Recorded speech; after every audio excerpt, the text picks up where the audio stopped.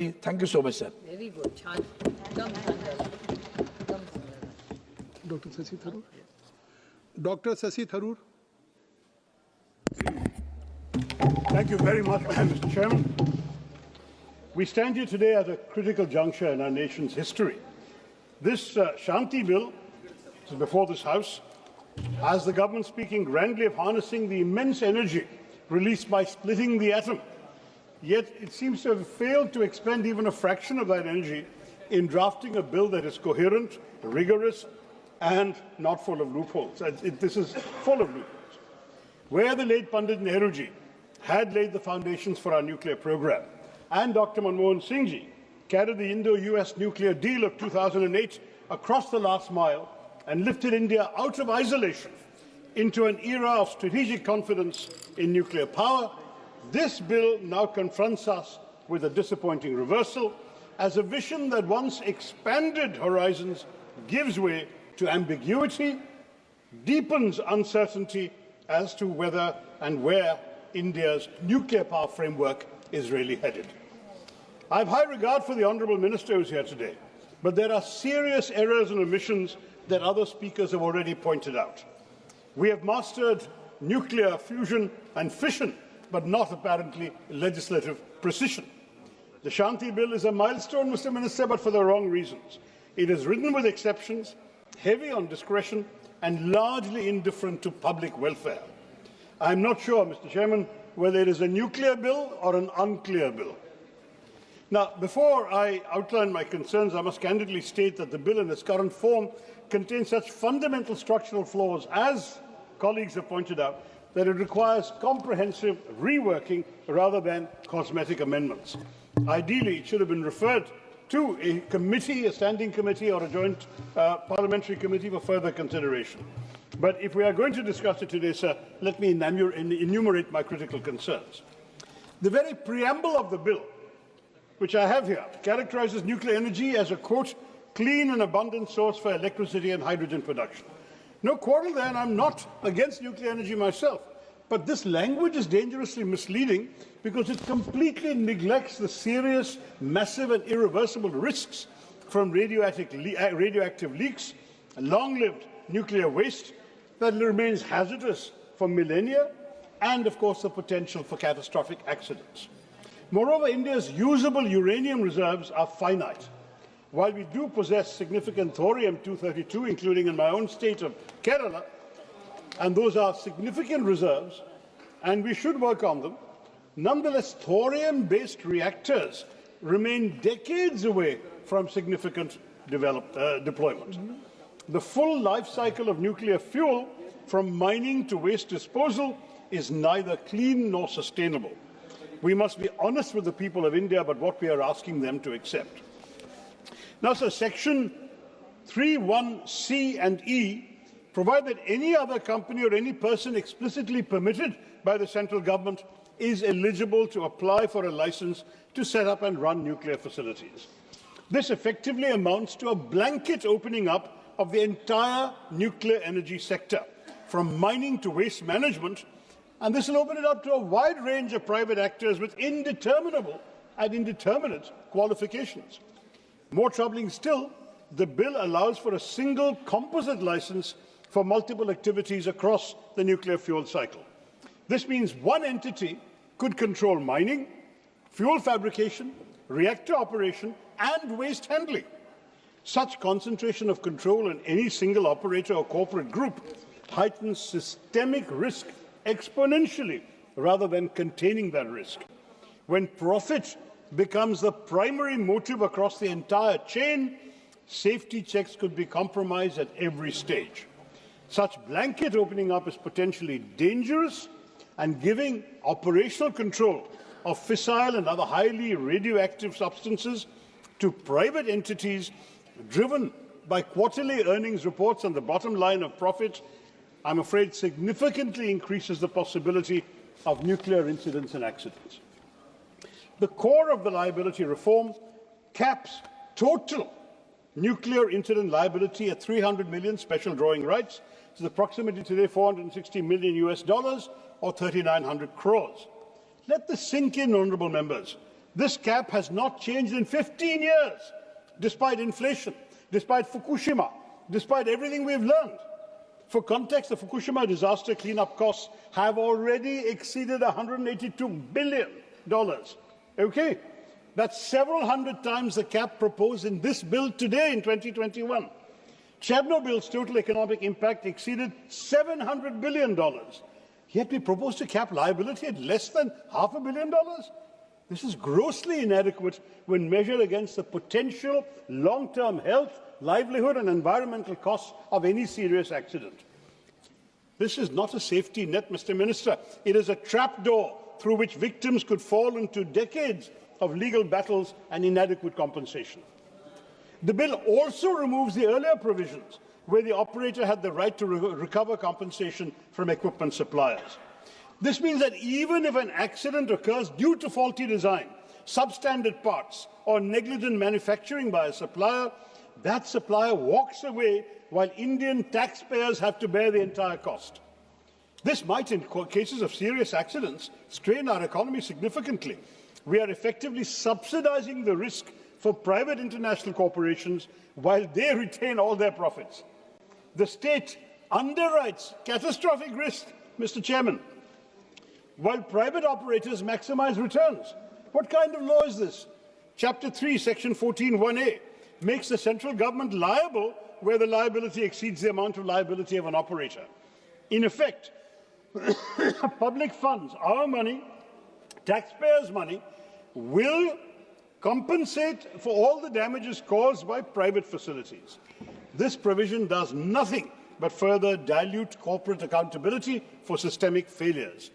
And Section 42 overrides the Occupational Safety, Health and Working Conditions Code for nuclear facilities. So nuclear workers are removed from our country's general labour safety framework. Is this fair, Mr. Minister? The bill imposes a 3-year period for filing compensation applications, with extension of the right to claim set for 10 years for property damage, 20 years for personal injury. Now, given the long latency periods of radiation-related diseases, cancers can appear 20, 30 years after exposure, and intergenerational genetic impacts, these limitation periods are, frankly, shamefully restrictive. They will exclude many genuine victims who develop serious health impacts only after years of exposure. Children exposed to radiation who develop leukemia at the age of 25 will find they have no legal recourse. This is not justice, Mr. Chairman. This is a statute of limitations designed to limit liability, not to compensate victims. इस bill के हर वादे के पीछे एक कीमत छुपी है, mister minister, और अक्सर ये कीमत वही चुकाता है जिसका फैसलों में कोई हिस्सा नहीं होता। पर उन वादों की कीमत तुम क्या जानो सरकार, यही मेरी चिंता है। Here perhaps is the most egregious provision of all. Negligence by an operator or person is recognized as a cognizable offence, but only a person duly authorized by the central government or the Atomic Energy Regulatory Board can file a complaint. Let me stress this, sir. This means that if a nuclear facility operator is criminally negligent, affected communities cannot file a complaint. Civil society organizations cannot file a complaint. Even state governments cannot directly initiate criminal proceedings against the operator. This effectively excludes those most affected from seeking justice and concentrates gatekeeping power with the very institutions that have failed in prior oversight. By limiting judicial recourse and routing both civil and criminal actions. No, sir, I'm barely halfway through. You have taken 10 minutes. No, sir, I have been given enough time. You give me 5 minutes more. And criminal actions through central authorities, the bill restricts victims' access to ordinary courts and their fundamental right to seek effective remedies. For an ultra-hazardous activity that can devastate entire regions, such procedural barriers perpetuate a culture of impunity. Then Chapter 4, sir, on the Atomic Energy Regulatory Board, essentially retains a regulator controlled by the central government, the same government aggressively promoting nuclear expansion. and its agencies, rather than creating a truly independent, multi-stakeholder authority that will be insulated from political and corporate influence. Sir, I can go ideally into clause-by-clause detail, but since you've already told me my time is running out, let me just sum up very simply. The entire regulatory arrangement is an inside job with little or no room for Indian civil society or even meaningful parliamentary oversight. Instead of clearing the fog around nuclear regulation, this arrangement thickens the fog. So Chapter 6, Section 44, grants perhaps the most dangerous power in the entire bill, as it highlights the excessive executive discretion and exemptions of this bill. It allows the central government to exempt any plant from the requirements of license or liability if, quote, the risk involved is insignificant, unquote. The term insignificant risk is not defined anywhere. It's left entirely to the executive. This provision essentially negates the entire framework of the bill, sir. It creates a backdoor through which any facility can escape oversight if the government deems it convenient. Your point is sir, give me 3 minutes. This kind of broad subjective exemption power undermines the very safeguards the legislation claims to establish. It will provide laxity in due diligence in a hugely critical sector. And private players will lobby for exemptions to engage in profiteering at the expense of public safety. We cannot justify this under any democratic framework. Multiple sections are granting sweeping powers on vague grounds. The bill lacks enforceable public participation mechanisms, no mandatory public hearings before licensing, no environmental impact assessment disclosure periods, no community consent mechanisms, no regular public reporting of safety inspections or radiation monitoring, no mandatory tabling in Parliament. Kunalji, you have given 7 names. Sir, from your party, you have given 7 names. That's why I am requesting. I'll conclude in 2.5 3 minutes.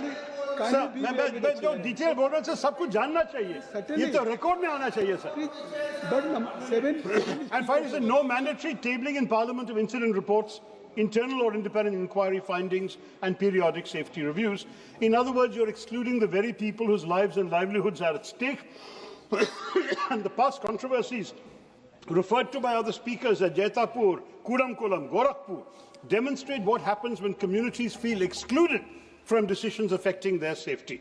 This bill risks repeating those conflicts, undermining capacity expansion targets through local resistance and litigation. 2 more points, sir. Section 34B requires licenses, 35B, I beg your pardon, reserves spent fuel management for the central government, but again provides minimal implementation detail. When multiple private operators are generating significant spent fuel, unclear protocols will create operational uncertainty. The bill also lacks climate change provisions despite rising sea levels, extreme weather and water scarcity. Thank you very much. And post-Fukushima, sir, Japan comprehensively revised site selection for climate resilience. Our bill remains silent on that. I'll skip my other points. Let me give you one. Let me conclude, sir. Give me 1 minute to conclude. So I have taken up more than a minute in pleading for time. Give me time. There are 7 members of Parliament from Congress Party. I'm skipping half my point, sir. There is a time constraint. Please kindly conclude. Please kindly conclude. Sir, beyond safety, okay, I won't talk about safety anymore, sir. Fundamental questions arise about economic wisdom of this bill. Nuclear projects are highly capital intensive with long gestation periods. In an era of rapidly falling renewable costs, battery storage costs, we must ask, does 19.3 trillion rupees towards nuclear represent optimal allocation versus accelerated renewable deployment, grid modernization or energy sufficiency? The opportunity cost must be gone into, sir. The Shanti bill represents a dangerous leap into privatized nuclear. धन्यवाद सभापति महोदय मैं atomic energy bill 2025 शक्ति bill के